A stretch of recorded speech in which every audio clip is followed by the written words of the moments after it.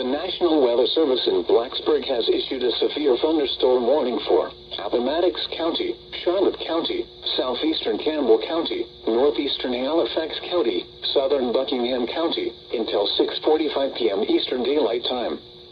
At 5:47 p.m. Eastern Daylight Time, severe thunderstorms were located along a line extending from Appomattox to near Crystal Hill, moving northeast at 35 miles per hour.